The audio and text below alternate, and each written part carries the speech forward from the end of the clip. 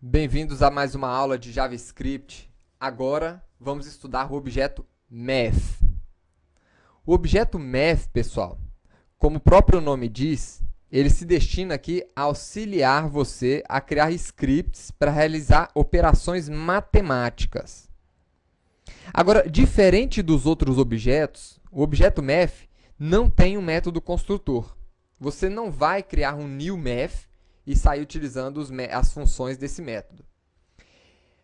Tanto as funções como as propriedades desse método são estáticas, ou seja, você vai acessar diretamente a partir da classe Math.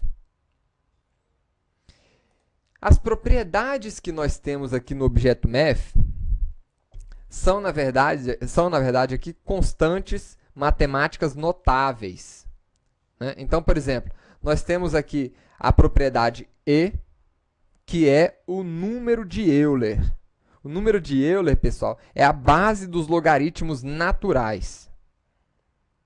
Nós temos aqui ln2, que é o logaritmo natural de 2. Nós temos o ln10, que é o logaritmo natural de 10. E aí, aqui nós temos aproximadamente o valor que ele equivale.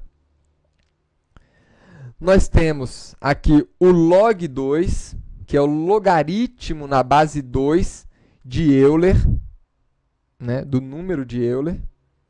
Nós temos o log10, que é, na verdade, aqui o logaritmo na base 10 do número de Euler. Nós temos aqui π representando a constante matemática π. Nós temos aqui sqrt1, underline 2 aqui, que na verdade ele retorna a raiz quadrada de 1 dividido por 2. E o sqrt2 retorna a raiz quadrada de 2. Tá certo? Então, como é que nós poderíamos, por exemplo, executar essa fórmula aqui, uma fórmula matemática tradicional, né? Vamos aqui. Se a gente quisesse descobrir aqui o comprimento de uma circunferência. Em matemática, a gente sabe que o comprimento de uma circunferência é igual a 2 vezes π e o raio da circunferência. Traduzindo isso aqui para a linguagem de script, nós teríamos aqui 2 vezes π vezes o raio. Vamos supor aqui que o raio seja de 30. Né? Então, como é que eu recupero o valor de π, que é uma constante matemática? Então, com a classe Math, a gente consegue acessar a variável π aqui. Né? Então, vamos ver quanto é que vale aí o comprimento de uma circunferência que tenha 30 de raio. Vai ser exatamente isto daqui. Vamos ver? Tá aí, essa aí é a circunferência, né, da nossa... a circunferência passando esse raio aí como parâmetro.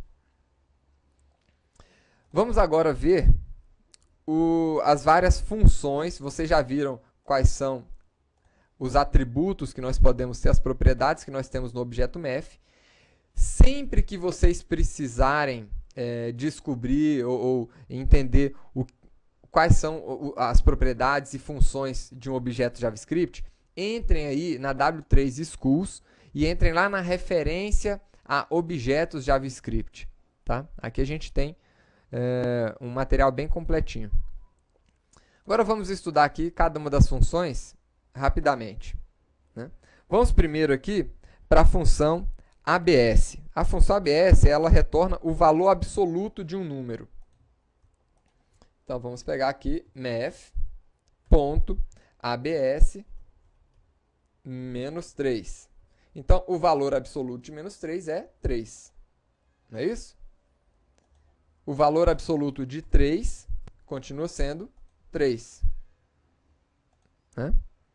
E se nós colocarmos aqui um valor 3.7, por exemplo, o valor absoluto é 3.7. Tá certo? Nós temos também aqui a função max. A função max, ela vai retornar o número de maior valor dentro de um conjunto. Então, eu vou colocar aqui o número 2, número 3.7, número menos 5, número 9. Qual é o maior desses números? Vamos ver? Tá aí, o maior de todos os números que eu passei aqui na lista é 9.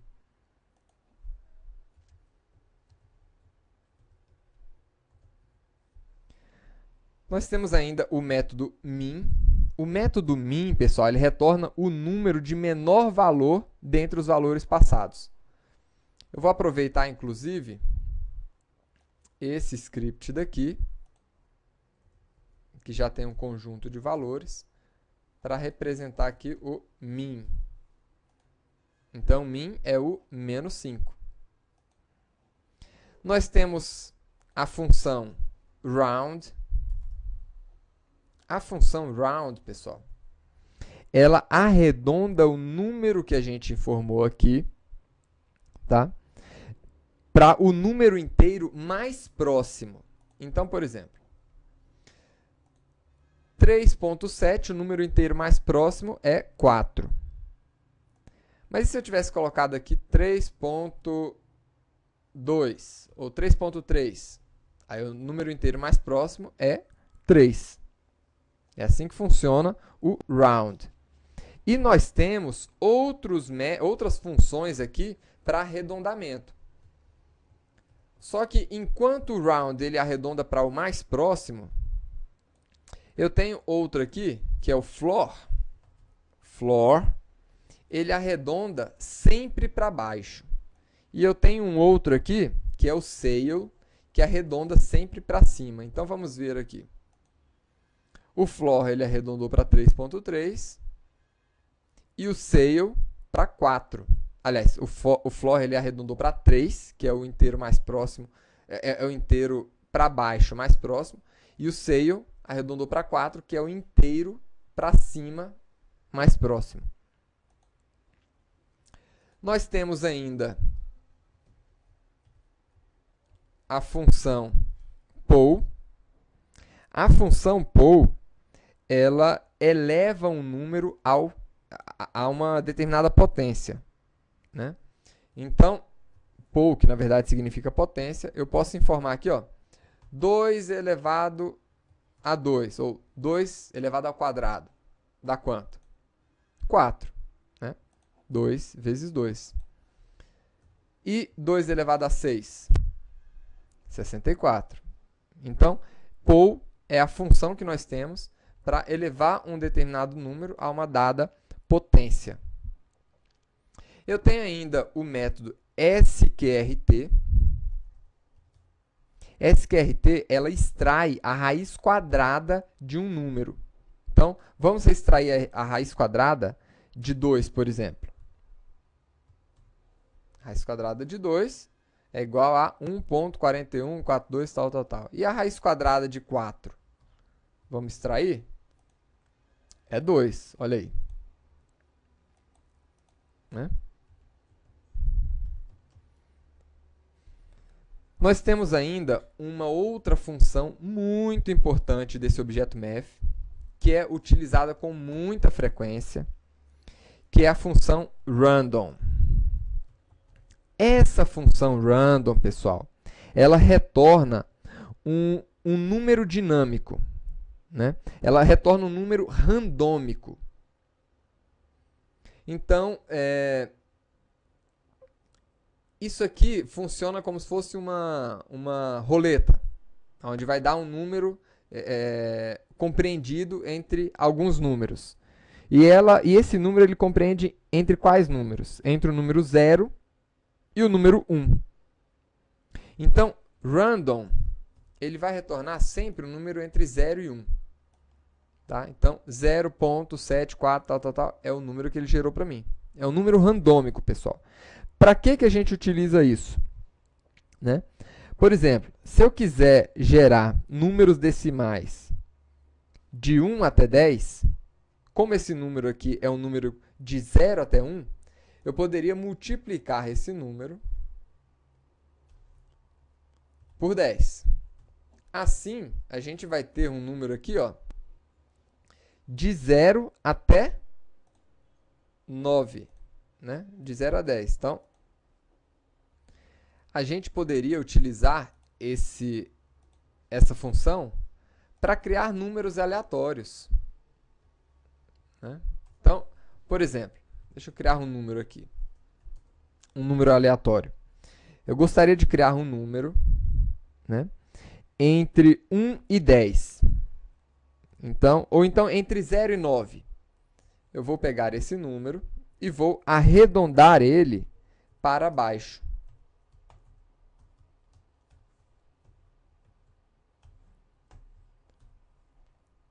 Então, como ele gera ali números decimais, né, de 1 a 10, quando nós fizermos isso aqui, n,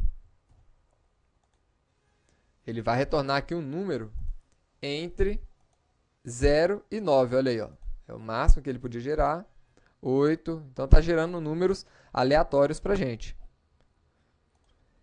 Se eu colocar mais um aqui, ele vai gerar números aleatórios para mim, números inteiros, porque eu estou arredondando aqui para um número inteiro, números inteiros de 1 até 10, colocando ali mais um.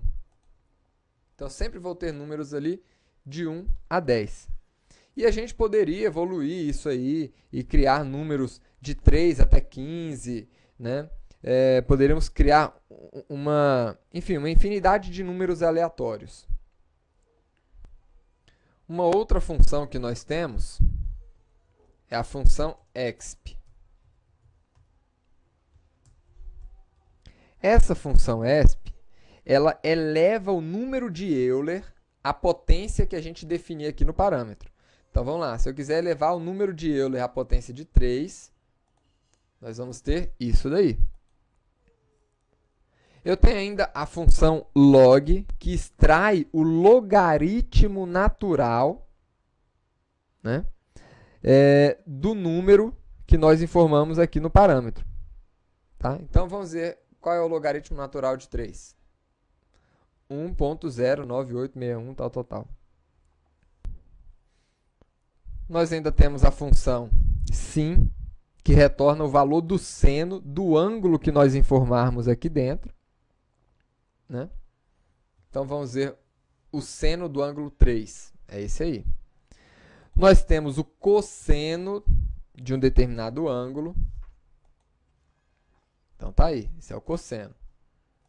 Nós temos a tangente. Né? Tangente de um determinado número aí. De um determinado ângulo, na verdade. Né?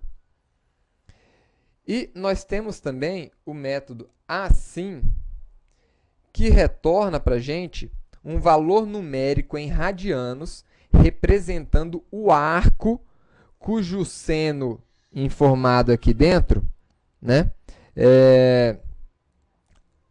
cujo o seno, exatamente, seja passado aqui nesse parâmetro. Então, vamos ver aqui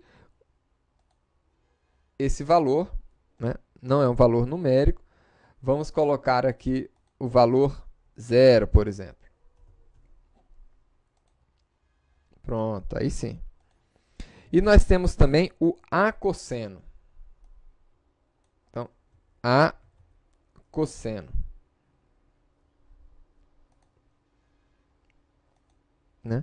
O acosseno ele retorna um valor numérico em radianos, representando o arco cujo cosseno seja passado aqui no parâmetro da nossa função. Nós temos ainda o atangente, atan,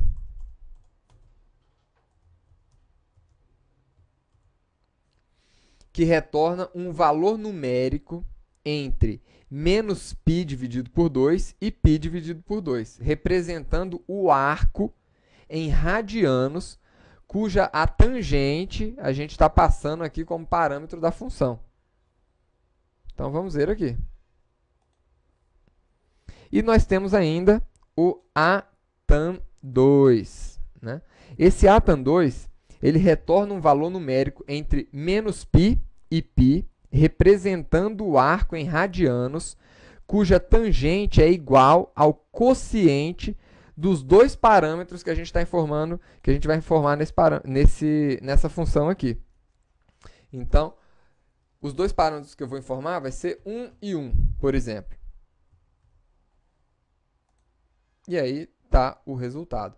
Então, pessoal, é para isso que serve o nosso objeto MEF, exatamente para realizar esses cálculos matemáticos. Espero que vocês tenham gostado da aula de hoje e nos vemos aí na próxima aula.